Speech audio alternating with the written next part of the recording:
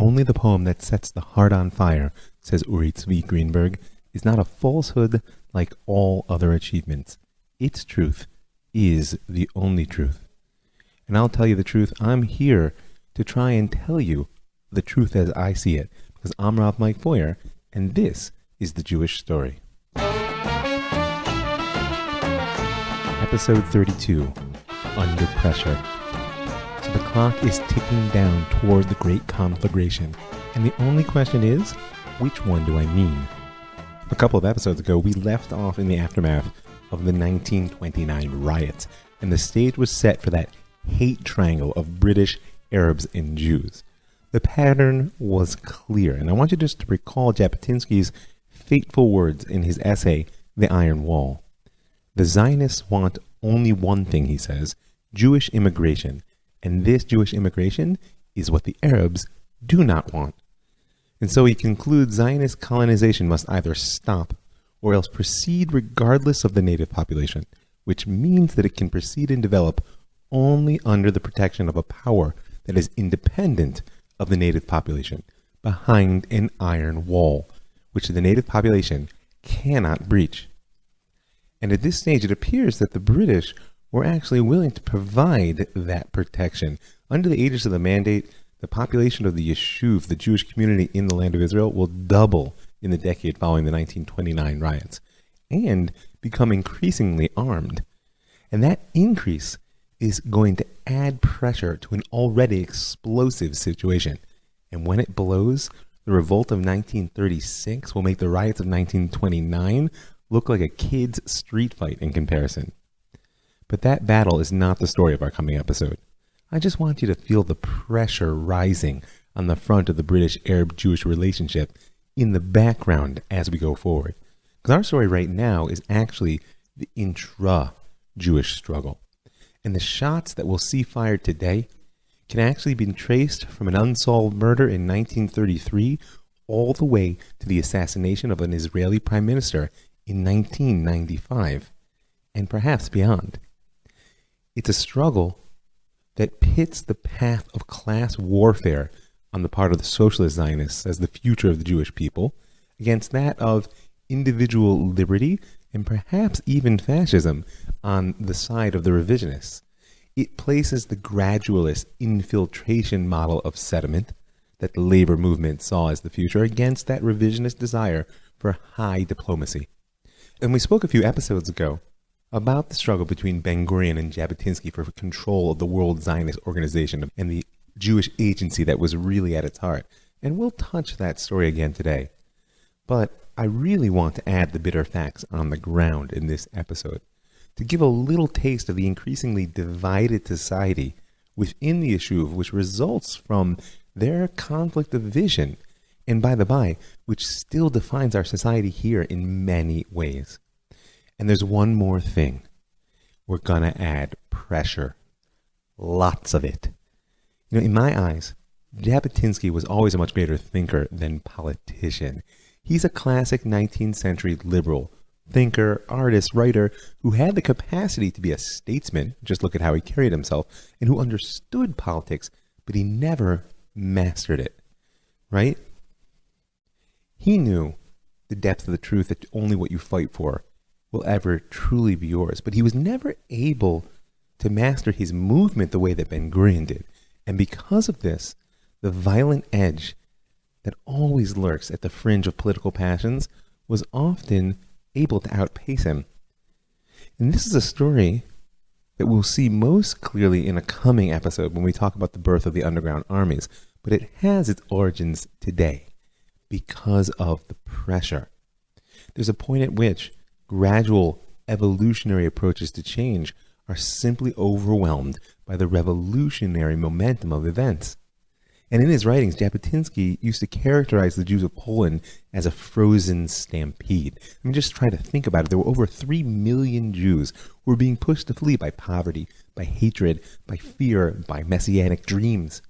But the rigid nature of borders, of citizenship, and their particular Jewish status meant that there was nowhere to go. So I'll add to his image of a frozen stampede. I'll see your frozen stampede, and I'll raise you the image of a pot boiling on the stove.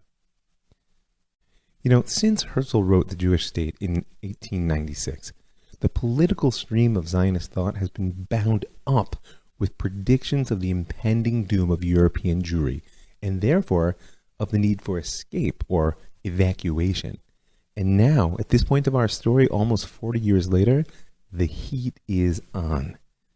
And when you heat water enough, of course, it boils. And if you put a lid on that pot, but you keep adding energy, well, eventually it will boil over. But if you weld the lid in place and keep adding fuel to the fire, now you've created a bomb. World War I and the Anglo-Zionist alliance that emerged out of it seemed to have created a pressure valve in this boiling pot of European Jewry, allowing just enough of the Jews to get out in order to prevent a disaster. But in 1933, when Germany is reborn under the Nazi Party, the temperature starts to spike.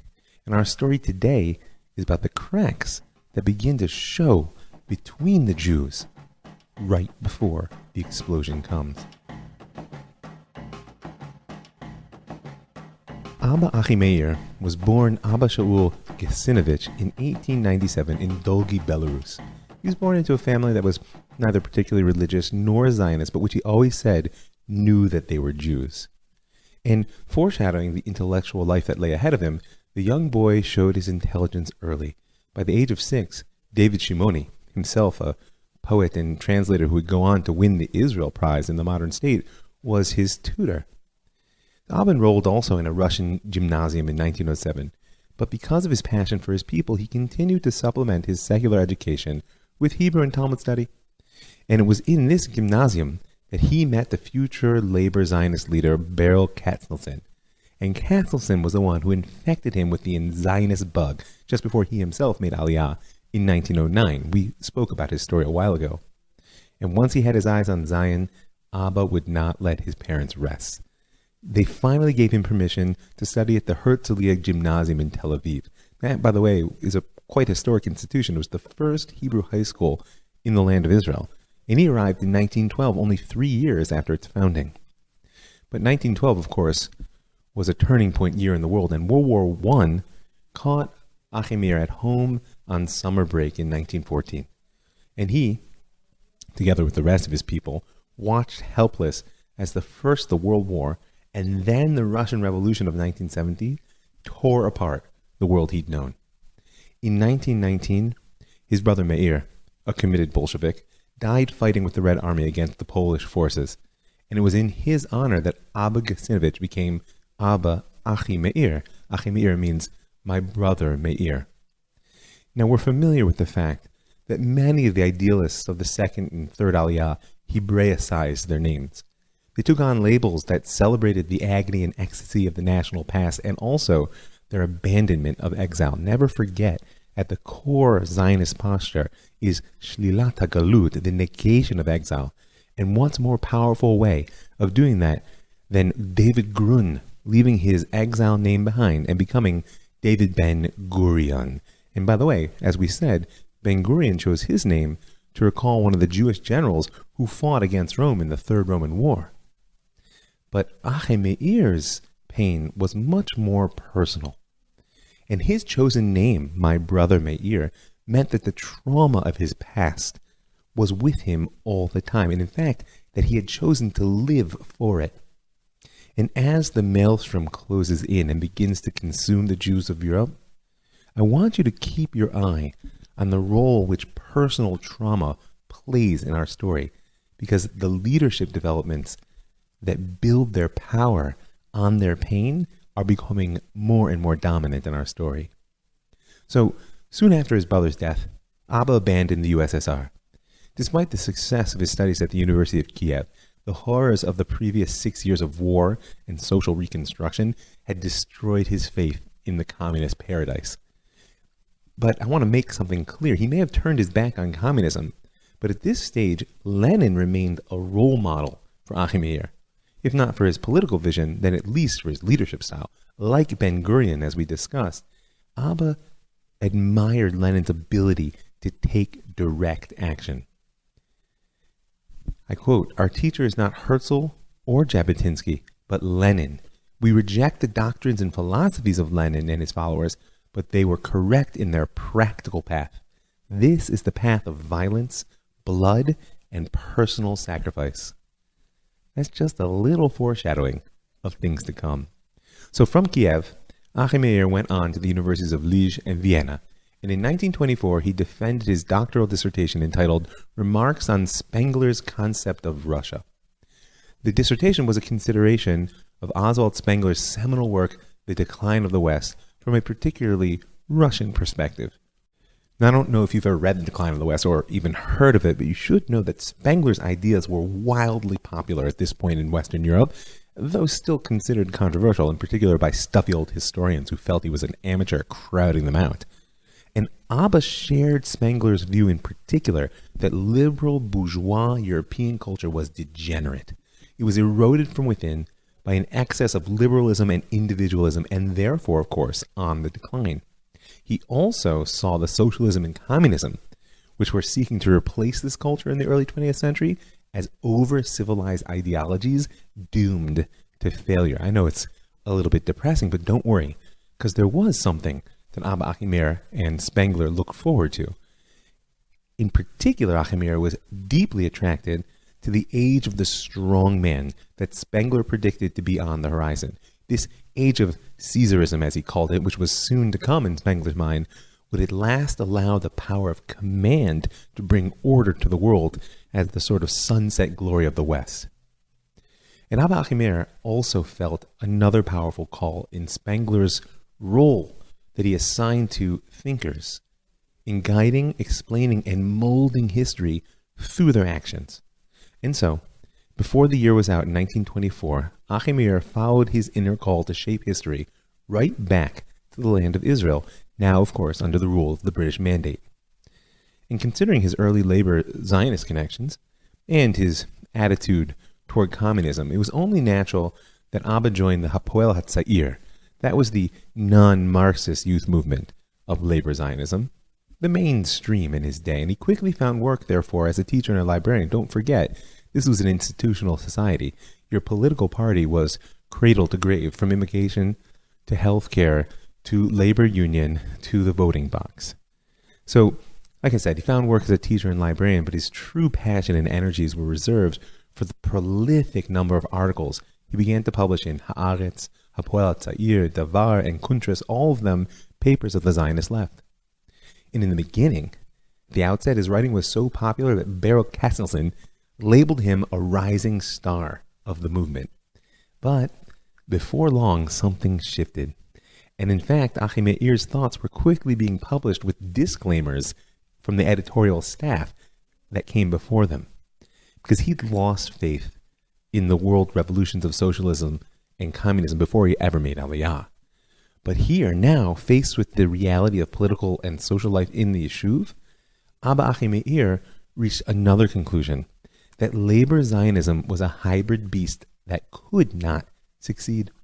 And so in his writing, he became deeply critical of the Zionist movement in general and of the sacred labor movement in particular.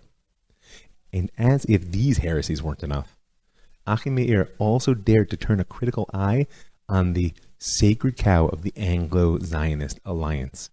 He was among the first, perhaps the first in print, to label Britain not a patron, but a foreign occupying power, and therefore as a barrier to Jewish sovereignty as opposed to a facilitator. In his eyes, the Balfour Declaration and the League of Nations mandate were not a source of legitimacy for a Jewish home in Palestine. They were tools of British imperialism, wrapped in the language of new international diplomacy.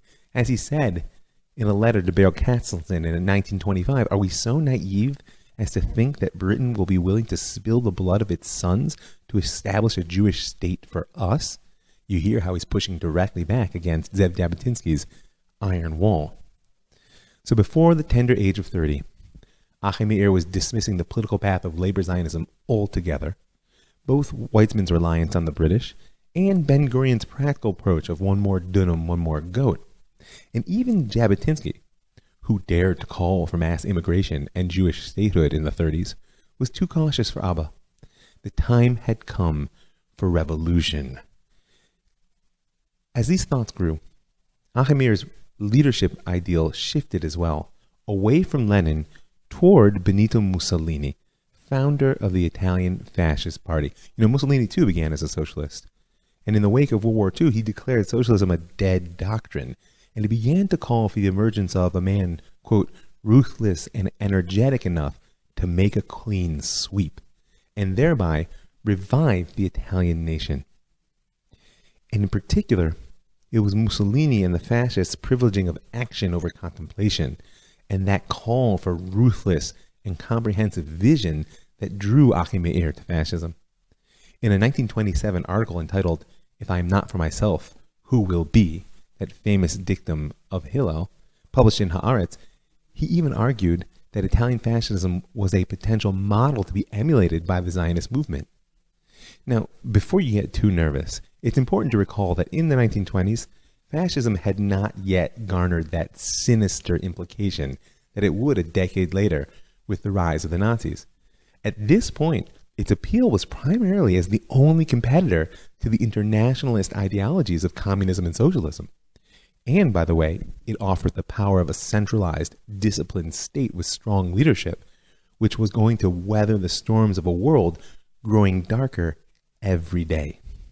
Nevertheless, you can imagine that publishing an article advocating fascism as a model for the Zionist movement in Haaretz was the beginning of the end of his association with the labor Zionists. And in fact, in 1928, despite his criticisms of Jabotinsky's evolutionary as opposed to revolutionary Zionism, Achimeir officially joined the Revisionist Party. He began publishing a column in the revisionist paper Dor Hayom entitled From the Notebook of a Fascist, and before the year was out, he was calling on Jabotinsky to command us more. But God said it's not good to be alone. And Abba Achimeir was not the only member of the revolutionary faction within the revisionist camp. Uri Tzvi Greenberg was born in Galicia in 1896, raised in a deeply religious Hasidic household. It was an atmosphere saturated by tradition, sunk into poverty, but buoyed by messianic expectations. And so it's no wonder that the young man found his poetic voice from a young age. Already at age 16, he was publishing poems in both Hebrew and Yiddish. But it was Uri's conscription into the Austrian army in 1915 that tore open the wellsprings of his imagination and added a grim, modern element to his traditionalist background. In fact, he goes on to become the chief modernist poet of his era in Hebrew. It was the assault on Belgrade that would return to haunt his poems for decades. As he describes it, exposed to enemy fire while crossing the Sava River, the young poet was thrown by a massive explosion. He suddenly found himself alone, disoriented, in the midst of the Serbian post on the other side. His fellow attackers hung lifeless, heads down, boots up, on the electrified fence, while all the defenders were dead on the ground around him. And then suddenly, the moon breaks through the fall sky above him, and its silvery light begins to shine on the worn metal cleats of the upturned boots of his friends. Later in life, Uri Tzvi would return obsessively to that image, recalling how he'd stood mesmerized in the strange light. And it was an image that would actually inspire the title of his first Hebrew book, Ema Gedolah V'Yareach, Great Terror and Moon. And the essence of it, as he carried it forward in life, was a horrific, negative revelation that there was an indifferent God there with him, incorporated in the dead and mutilated flesh around him. And as if the horrors of war weren't enough, in 1919, during the great pogrom with which the Polish soldiers celebrated their victory over the Ukrainians, Greenberg and his family were waiting their turn to be shot just like everyone else in their village when they were miraculously saved. And according to his own account, this experience was the last straw. This is the point at which the young poet now knew for sure that all Jews living in what he called the kingdom of the cross were doomed. This is how he says it in a poem of that name. Yet I speak to you a prophecy, the black prophecy, From our valleys, a pillar of cloud will rise, from our dark breath and bitter cries of pain. Yet you will not perceive the horror in your bodies. The chatter will continue from your burning palates. Jews, Jews, as poison gas begins to seep into the palaces, and suddenly the icons scream in Yiddish. Did you hear the imagery? A pillar of cloud rising from the valley. The poison gas seeping into the palace. The fact that Uri Zvi Greenberg's poetry from the 1920s speaks of the Holocaust, as well as the underground struggles to come, and even of a war of liberation in the land of Israel, would seem impossible if it weren't for the dates at the bottom of each poem. And actually, when fellow poet Chaim Nachman Biala once asked Uri Zvi how he was able to write of the Holocaust and describe the slaughter of millions of Jews in 1922, his only reply was, "But I see it." In the Kingdom of the Cross was published in 1923, and it was meant to be Uri Zvi's last great Yiddish work. Because just as the poem ends in the once extinguished East, so the poet went up to the land of Israel determined to channel his energies into the Hebrew language and into the Hebrew Revolution. So Uri Zvi arrived in the land of Israel in December of 1923, a committed poet pioneer. And as was true of most intellectuals, at first he put his pen to service of the Zionist left, as has his newfound friend, Abba Achimeir. But, like Achimeir, Uri Zvi quickly found that he actually more naturally belonged to the radical camp of Zionist opposition, because the poet, with his sharp and prophetic eye, saw that a Zionist movement that did not openly and vigorously fight to establish a Jewish state was simply bound to fail.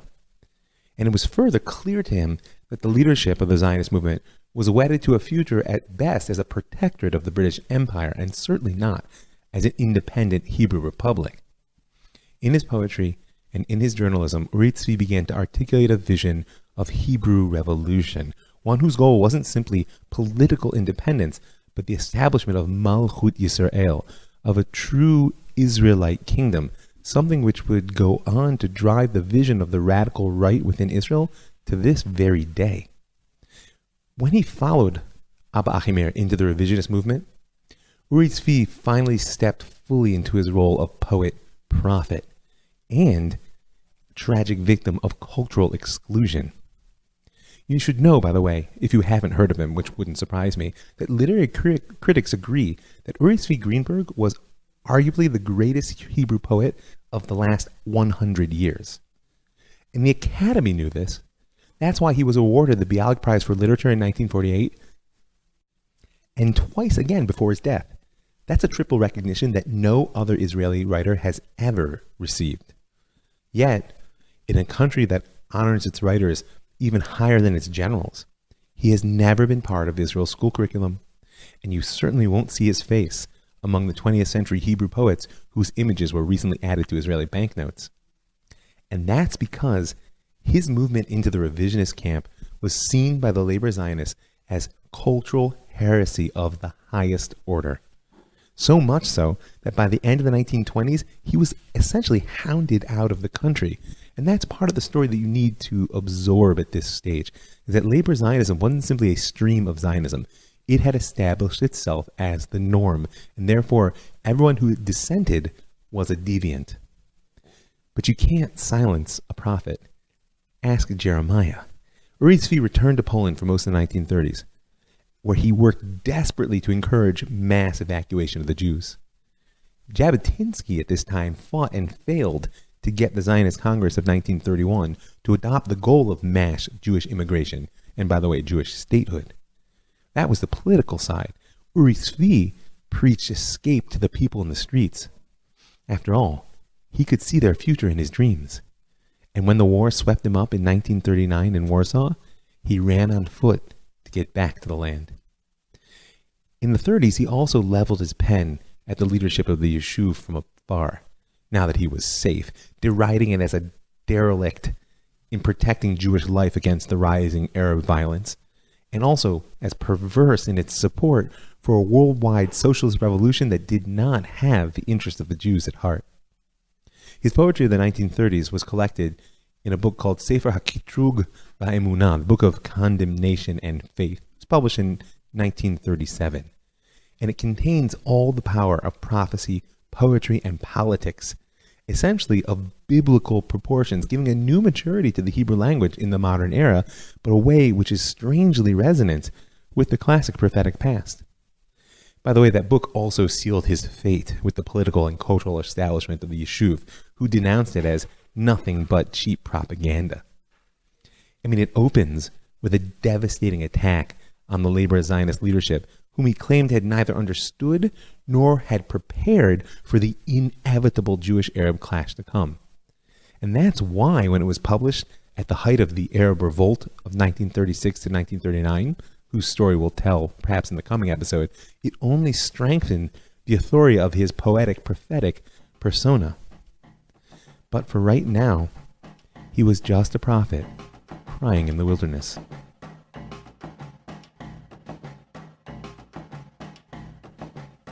The first sugya, the first, complex conceptual package of Gemara that I ever learned is called Shnaim Ochazim B'Talis. It's a classic, and I bet some of you listening have learned it. And if you haven't, I encourage you to crack open the first chapter of Bava Metzia. And it so happened that I was learning this sugya during what's known by some people as the Second Intifada, and by others as the Oslo War. And so its political implications were quite hard to miss. And basically it goes like this. If I see a shirt on the ground and you see it at the same time, and both of us grab it and pick it up, and I say it's mine and you say it's yours, well then we have to split it. But I say it's half mine and you say it's all yours, well then you get 3/4 and I get 1/4. And some things never change. As I said, Abba Achimeir and Uri Tzvi Greenberg and eventually their friend Yehoshua Levin formed the nucleus of a maximalist faction within the revisionist movement, which was already demanding more than the mainstream desired. And their stance was precisely that of my sugya. They couldn't know for sure that demanding the maximum would achieve it, but they knew for absolute certain that the minimalist stance of the mainstream Zionists would end up with even less than they wanted. Now, practically, that meant a vision, as we'll discuss in coming episodes, of a state on both sides of the Jordan River, despite the fact that in 1922, as we mentioned, the British split off more than half of the Palestine Mandate, ultimately destined for the Jews, and created the state of Transjordan. But it also meant, at this particular stage of struggle in our story, that they advocated civil disobedience in response to British immigration controls, rather than diplomacy. And furthermore, that they began cultivating amongst their brothers a readiness for violence, arrest, exile, and even execution in the struggle they saw as inevitable to come. And that was very different than the attitude even amongst the mainstream revisionist Zionists.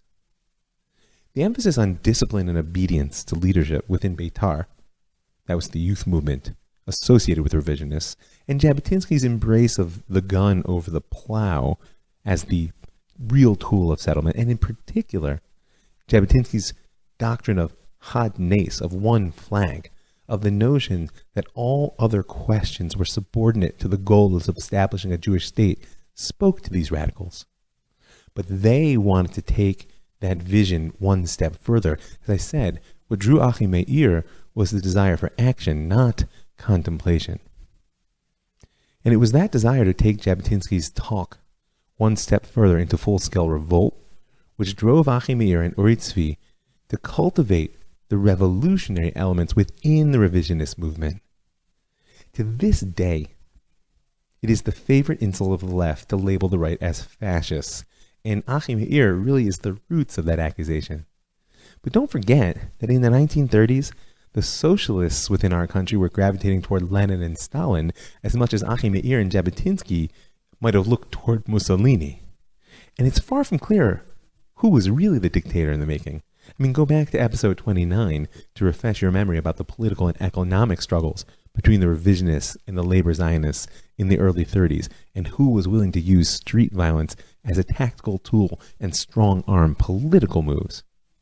Just suffices to say now that Ben-Gurion's commitment to class warfare as a means of bringing about the national rejuvenation and liberation was matched only by his drive to dominate the Zionist executive, so that by 1934, he and the labor movement controlled the Yishuv cradle to grave. and it was a rule that would remain unchallenged until Menachem Begin won an electoral victory in 1977, 43 years later. And that's the internal political conflict which lies in the background of our chapter now. Don't forget that we mentioned the growing role of the external conflict between Arab and Jew. Because for Achi Meir and the Maximalists, the 1929 riots, and in particular the massacre in Hebron, were the breaking point in both their attitude toward the British and their fellow Zionists. Not only had the British failed to defend the Jews, their response to the Hebron atrocities was to actually empty the city of survivors, leaving one of the 4 holy cities of the land of Israel bereft of Jews until 1967. And, to add insult to injury, the labor Zionist leadership seemed just as interested in blaming the nationalist camp for inciting those riots as it was in glossing over their consequences in order to patch up the Anglo-Zionist alliance. Jabotinsky criticized the mainstream leadership from every platform that he could in the wake of those riots, but he wasn't really offering any concrete alternative plan. Furthermore, through the machinations of politics, when he left on a speaking tour to South Africa, he was actually barred from re-entry into the mandate shortly after, in 1930. It meant that for the rest of his life, Zev Jabotinsky would be a voice preaching to the people from afar. But Achi Meir, back in the land, had a growing sense of clarity that the British were the enemy of Jewish freedom and the labor Zionists untrustworthy allies in its pursuit. And he burned with the feeling that there was far too much talk and not enough action. And so he joined together with the poet-prophet Uri Tzvi in founding Brit HaBiryonim, the covenant of the Biryonim. Now, I hope you recall that Beitar, the revisionist youth movement, took their name in part, at least, from the last stronghold of the Bar Kokhba revolt, broken in 135 of the Common Era. But up till now in our story, they haven't really lived up to that militant name. And you could really say, in fact, that it was the other source of their name, Beitar, an acronym for Brit Yosef Trumpeldor, that had a far greater influence on the character of Beitar. Remember Trumpeldor's famous final words, "It's good to die for your country." Now, it's a powerful rallying cry, which Zev Jabotinsky wrote into the Beitar song, and was a noble aspiration for Zionist youth. But it was essentially a call for a passive posture. I mean, is it really so good to die for your country? And there's a split within the nationalist camp coming. A split on this very question. Because whether you think that martyrdom is good or not, it's not so hard to make the argument that better to kill one's enemies than die nobly at their hands. After all, the sages and the Torah itself teach that when someone comes to kill you, rise early to strike them first. So Brit Biryonim was no youth group. They were not Beitar, nor were they interested in the passive approach to problems. They were a small, informal association of anti-British activists, and really the beginning of the Jewish underground.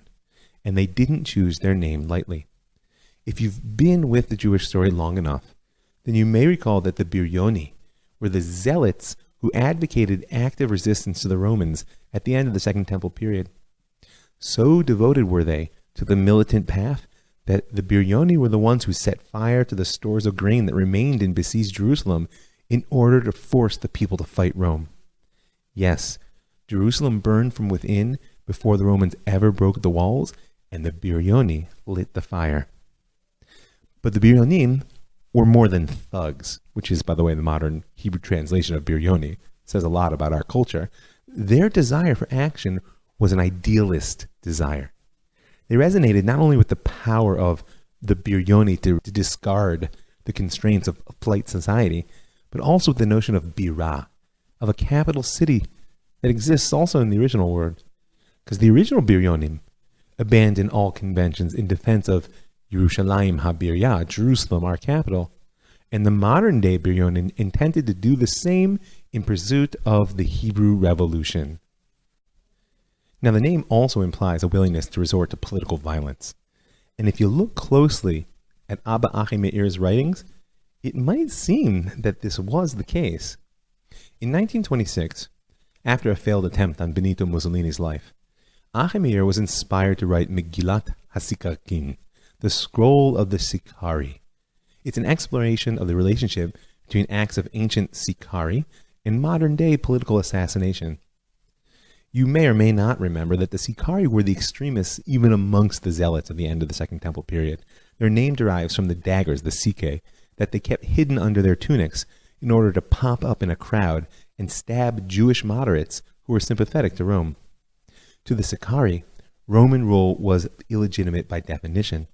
Liberation, therefore, the only goal, and a combination, treason, punishable by death. Achimeir used the Sikari as a vehicle to present a philosophical model of a hero, of an individual, anonymous, who acts alone, who makes history through deeds and not words, and who is ready to sacrifice and die in the name of the greater good. Now he traces the roots of such heroism to the Hebrew Bible and places it in contrast to his modern-day opponents. I quote, "The Sicarius possesses an ideal of life. He is certain that he leaves the world having been given the opportunity of realizing life in a different mode, even better than the future one in which he himself will not participate. He sacrifices himself upon the altar of life for the future to come. Not for nothing are the Marxists opposed to the Sikari. The extreme Marxists and the moderate are all alike, no difference. The Marxist negates the hero's value in history. He is jealous of individual heroism." Now it's true, when you look at the whole scroll, it's clear that Achimeir saw such heroism as a last resort, one to be resorted to only when there's the feeling that the liberal parliamentary means are not enough to bring down the existing regime. And Sikari killing could only be justified in his eyes because it constituted a form of national self-defense. He even describes it as a sickness, a necessary evil perhaps, but a bad sign nonetheless for the society in which it emerges. And truth is, in spite of their rhetoric, Brit HaBiryonim limited its activities to civil disobedience, as I said. Bloodshed and violence would wait another decade for the underground armies of the Irgun and the Lehi. Its first organized act was a demonstration outside the Tel Aviv Hotel, where the British Undersecretary Dr. Drummond Shields was staying on a visit. And then they protested against the Second British Census in 1931. Remember, a census is the ultimate imperial power. And members of the Brit Biryonim disrupted the inaugural lecture of Dr. Norman Bentwich as professor of international relations at the Hebrew University of Jerusalem. They did so because of his sympathies for the Brit Shalom movement. That was the binationalist movement we discussed in the last episode. And significantly, the Biryonim were also the first group of Jews to take action against the Nazi regime. They actually climbed up and removed the swastika flag from the German consulates in both Jerusalem and Jaffa in 1933, and they even set fire to the door of the one in Jerusalem. And despite their choice of peaceful means, though disruptive, the Biryonim met with a quite violent reaction from the British authorities. Achimeir was beaten and arrested. At all three of those protests, he served time in Akko prison, Jerusalem, and in Jaffa. So the Biryonim were great in spirit, if small in scale, and perhaps of dubious method. And behind their struggle lay the question of the Sikari. Were they really willing to use political violence to gain their ends? And this was the question which would finally ignite the powder keg of intra-Jewish struggle in the Yishuv with the murder of Chaim Arlozorov in 1933. 1933 was a fateful year for Am Yisrael. This was the year in which the Nazi Party finally consolidated its hold on the German parliament, and one could honestly say that Adolf Hitler had come to stay. And if there were any doubt over whether the Nazis' anti-Semitic rhetoric were simply election propaganda, it was dispelled in April of that year when a nationwide boycott of Jewish-owned businesses was announced, followed quickly by the exclusion of Jews from the civil service and the imposition of quotas on Jews in schools and universities. It seemed like the Middle Ages were here again. But it's the modern era, and the Jews are not quite so helpless any longer. You know, following in the footsteps of Gracia Mendes, you got to go back to episode 5 to get the reference, World Jewry responded to these persecutions with a boycott of German goods. Economic power is very real power. The movement began with a mass rally in Madison Square Garden, of all places. It was sponsored by the American Jewish Congress under the leadership of Rabbi Stephen Wise. He was a reform rabbi and a pillar of the American Zionist movement. And when we get deeper into the Holocaust story, we'll come back to his personal story. But despite where it began, it was really the widespread participation of Polish Jewry that made the boycott effective. That was because of the economic relationship between Germany and Poland. I mean, during the years of 1933 to 1935, when the boycott was at its height, German exports to Poland plunged by nearly 40%, even as total Polish imports were increasing. And solidarity was rigidly enforced. It was a tight-knit traditional group there in Polish society. One might even call it religiously enforced, because in January of 1933, the Agudat Yisrael proclaimed at its Fifth National Convention that breaching the boycott was a grave betrayal of the vital interests of Jewry. Now, there were only two groups among world Jewry who didn't see the boycott as such a vital interest. The first was German Jewry itself, and one could perhaps excuse their hesitation around the boycott. They feared that Jewish action of such a scale would only strengthen belief in Germany in that mythological world Jewish conspiracy that Nazi ideology had been warning about for years. The other group, though, is a little bit harder to swallow, and that was the Zionist leadership. In the spring of 1933, after meeting with Jewish leaders in Germany, the Zionist executive in Great Britain began to formulate a decision against participation in the boycott movement. And at a meeting of the Histadrut Executive Committee in the same year, they expressed the issue quite bluntly. The boycott harms German Jews first and most. The boycott has no favorable results for us. And that's really a question of who is the us there? Are we talking about the Jews? Or are we talking about the Jews in the land of Israel? Because in the eyes of the Zionist movement, a favorable result was getting the German Jews to the Yishuv together with their wealth, and a boycott stood in its way. And so, toward that end, just as the boycott was taking shape, agents of the Jewish agency were negotiating the Heskem Ha'avara, the transfer agreement with the Nazi regime itself. The final agreement was signed in August of 1933, only months after the boycott was announced, after almost 3 months of discussion and negotiation, and it paved the way for the migration of approximately 60,000 German Jews to the Mandate from 1933 to 1939, along with nearly $35 million worth of goods. Now you can just imagine the impact that had on the state of the Jews in Israel. And the idea was simple. The Germans weren't going to let the Jews go with their cash, but they would let them use that cash to purchase German manufactured goods, which would then be exported to a guaranteed market in British Mandatory Palestine. Basically, German Jews would use their cash to buy German products, move to Israel, and then redeem that cash through the goods that had been purchased by the Mandate. So the Yishuv got its Jews. The British were willing to provide the immigration certificates because they brought with them such wealth and development into the Mandate. And the Nazis got to break the boycott, not to mention ridding themselves of tens of thousands of Jews. Everybody wins, right? Well, I mean, everybody except world Jewry, who had already identified Nazi Germany as the ultimate enemy.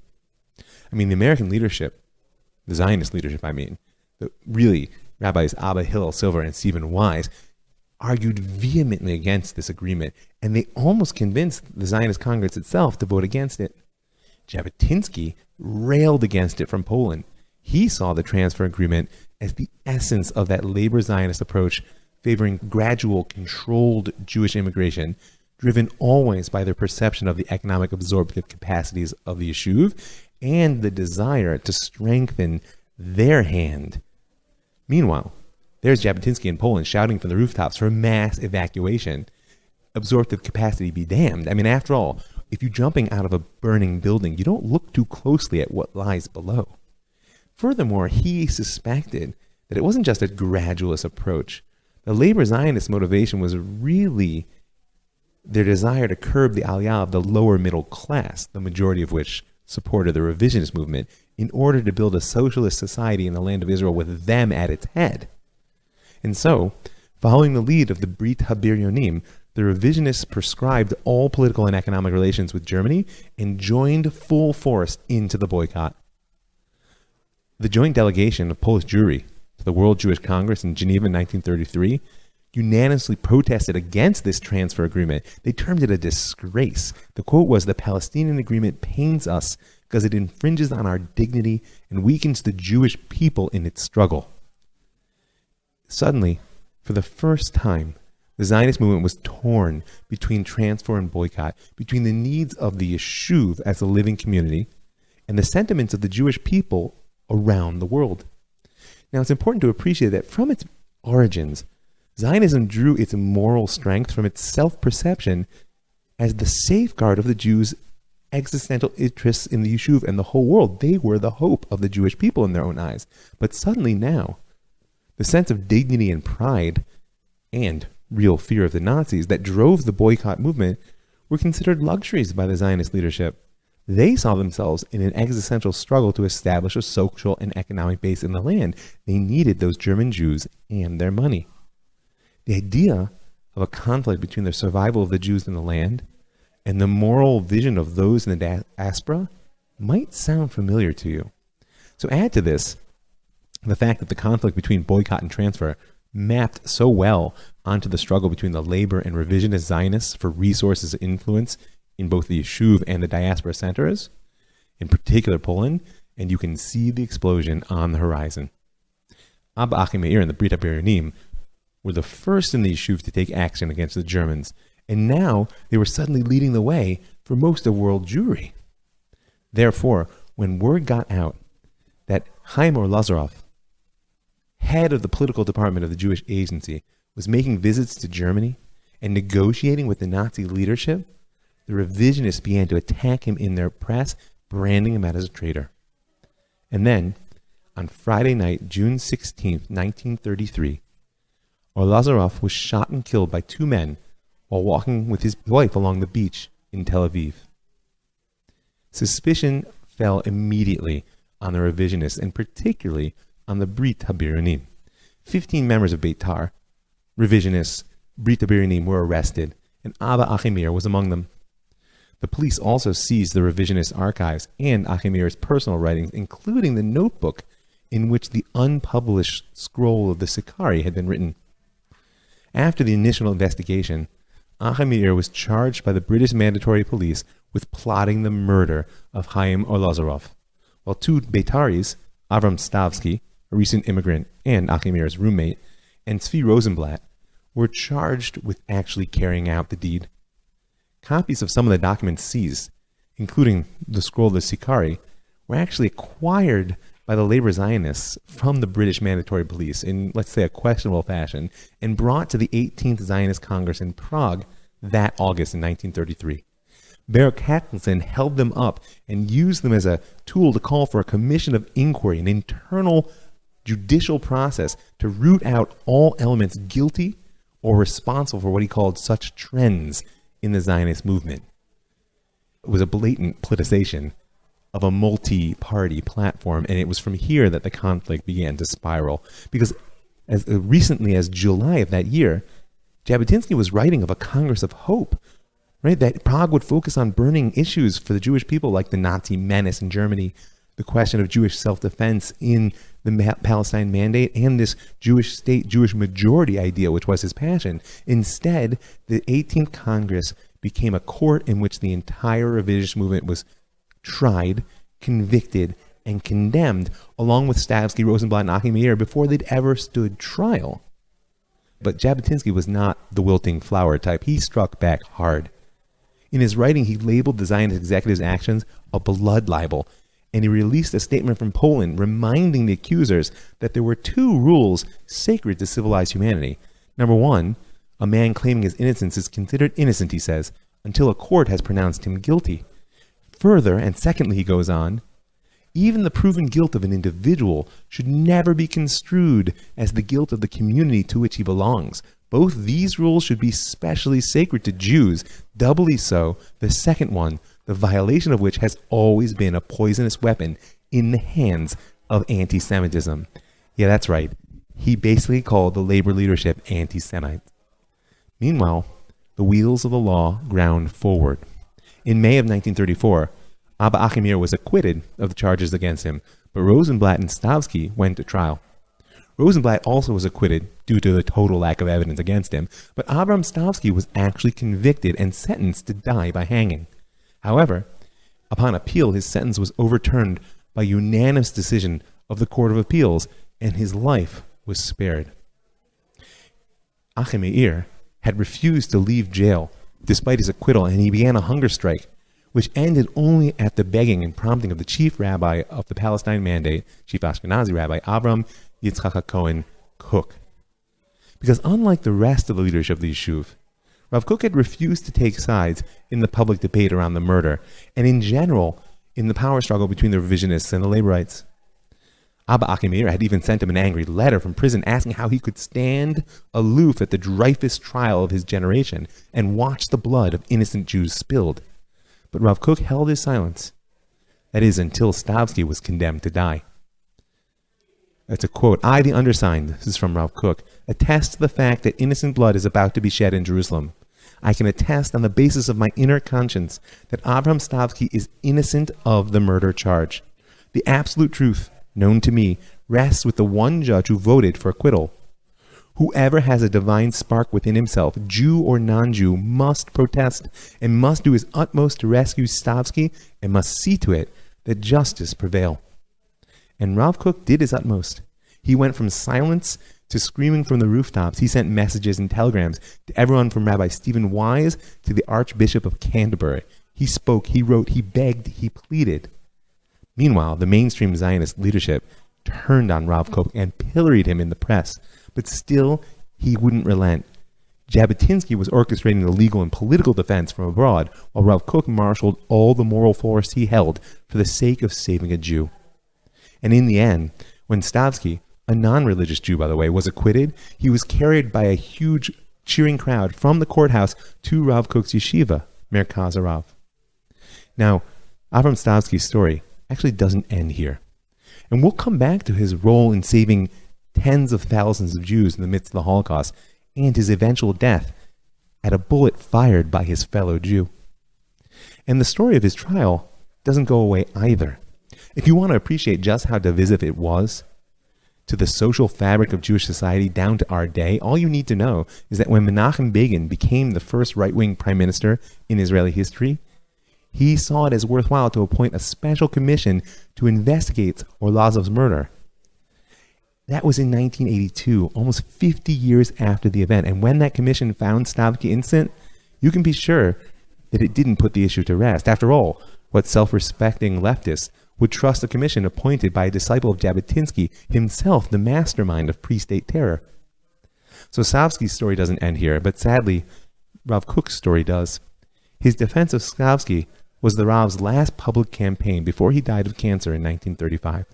And just before he died, an open letter was addressed to Rav Kook by his most loyal supporters, warning that the stance he'd taken was a political one and therefore threatened all he'd worked for in bringing together all the Jews around the issues of the Torah and the political rebirth of Am Yisrael. The Rav's response is worth reading in entirety, and you can send me an email. I'm happy to send you a link, but I'm just going to quote these few lines. I adduce heaven and earth as witnesses to my unqualified love with all my heart and all my soul of the Jewish nation as a whole and of every Jew, regardless of his political affiliation. I know specifically regarding the Orlazov case that the accused is innocent of all the charges. I trust that the truth will become evident to all and that we will not have blood guilt on our hands. In every political party and in every movement, there are matters with which I disagree. This in no way impaired my boundless and flaming love for our holy nation and its various parts. I love all Jews equally, regardless of whether they revere or despise me. In October of 1934, inflamed by Orlazov's murder and the Stavsky's acquittal, the struggle between the Revisionists and the Laborites had reached such heights that a meeting was arranged between David Ben-Gurion and Zev Jabotinsky in an effort to reach peace. I guess we could kind of call it the original Camp David Accords. At least that's the way A.B. Yehoshua, famed Israeli author, describes it in his play, Can Two Walk Together? In fact, he tells a funny story about how Jabotinsky, who used to brag that he was so sophisticated he was incapable of opening a can of sardines, was charmed when the ever-practical Ben-Gurion made him an omelet. But more eggs were broken than could possibly be consumed, as the two leaders hammered out an accord in what turned out to be a series of 16 meetings over the course of a month. They reached agreements to stop violence and incitement, to grant mutual recognition to their two competing labor unions, and to increase the immigration quotas to non-union Beitaris. And despite their ideological differences, Ben-Gurion reported at being both fascinated and repelled by Jabotinsky. There was in him, he said, a complete internal spiritual freedom, he told his biographer 10 years later. He had nothing of the Galut Jew and was never embarrassed in the presence of a Gentile. And that's despite the fact that less than a year later he was calling him Vladimir Hitler. For his part, Jabotinsky respected anyone who knew how to wield power, and he saw in Ben-Gurion a man wholly devoted to the future of the Jewish people, despite their differences on what that future looked like. Nevertheless, their personal agreement failed to bear fruit. Ben-Gurion's party, the Mapai, Workers' Party of the Land of Israel, if you recall, rejected the proposed agreements, and in fact, he ended up insisting on the revisionists' full return to the World Zionist Congress. In response, Jabotinsky said that the time has come for a clean-cut break, for a new Zionist organization which represented the masses devoted to the principle of a Jewish state on both sides of the Jordan River and social justice without class warfare. So he had a plebiscite within the revisionist movement, and the new Zionist organization was overwhelmingly approved in June of 1935. Jabotinsky had declared independence from the World Zionist Organization. But his was a victory without joy, because the clock is still ticking. Or if you like, the house is on fire, and no one feels its heat quite like him. And you might be forgiven for asking that if the house is on fire, why are the Jews arguing about who gets to sleep in the master bedroom? For the last 7 years of his life, as Ben-Gurion built up the Yishuv and his own power base, Jabotinsky became obsessed with Jewish evacuation. The focus of the new Zionist organization was the preparation of a 10-year plan for evacuating 1.5 million European Jews and resettling them in Palestine. But little did they know that it was already too late. So the fall of 1933 was a time of mixed tidings in the land. On one hand, Hitler's rise in Germany threatened to spread darkness over the whole world. On the other, there in the Yishuv, immigration from Central Europe was on the rise. Educated Jews with critical skills and serious financial means were strengthening their hand. If you were walking the streets of Jerusalem and listening closely, it might seem that the footsteps of redemption could already be heard. And Rav Kook saw both the darkness and heard the light. And he gave the following sermon on Rosh Hashanah of that year. We say in our daily prayers, Tikah b'shofar gadol lecherutenu, sound the great shofar for our freedom, and raise the banner to bring our exiles together. There are 3 types of shofars, says Rav Kook, that may be blown on Rosh Hashanah. The best is the horn of a ram. And if that's not available, then the horn of any kosher animal, other than a cow, may be used. And if the kosher shofar is not available, then one may indeed blow on the horn of any animal, even one which is not kosher. But when using the horn of a non-kosher animal, no blessing is said. So he continues that the 3 shofars of Rosh Hashanah correspond to 3 shofars of redemption, 3 divine calls, which summon the Jewish people to be redeemed and to redeem their land. The best, preferred shofar of redemption is the divine call, which awakens and inspires the people with holy motivation through faith in God and the unique mission of the people of Israel. This elevated awakening, as you call it, corresponds to the ram's horn. And it's for this great shofar, this awakening of the spiritual greatness and idealism, that we fervently pray. He continues that there is a second shofar of redemption, less optimal form of awakening. This shofar calls out to the Jewish people to return to their homeland, to the land where our ancestors, prophets, our kings once lived. It calls to us to live as a free people, to raise our families in a Jewish country and a Jewish culture. This shofar is kosher, he says. We may still recite a blessing over its call. There is, however, a third type, and at this point of the sermon, Rav Kook burst into tears. The least desirable shofar comes from the horn of an unclean animal. This shofar is the wake-up call that comes from the persecutions of the anti-Semitic nations, warning the Jews to escape and flee to their own land while they still can. And the shofar of unclean beasts is thus transformed into a shofar of redemption. Whoever failed to hear the calls of the first two shofars, says Rav Kook, will be forced to listen to the call of the third. And over this shofar, however, no blessing is recited. One does not recite a blessing over a cup of affliction. I just want to thank a few people. I want to thank all the people who give their hard-earned money to make this show free, possible, and widely available. And I want to invite you to join them. You can go right now to ravmike.com. You can see in the upper right-hand corner a Be a Patron button. You can click on through a little bit of per podcast support. I want to thank the Land of Israel Network, that's thelandofisrael.com, for making a platform that allows me to reach so many wonderful people. I want to thank the Pardes Institute, pardes.org.il, for building a school that allows me to touch the hearts and minds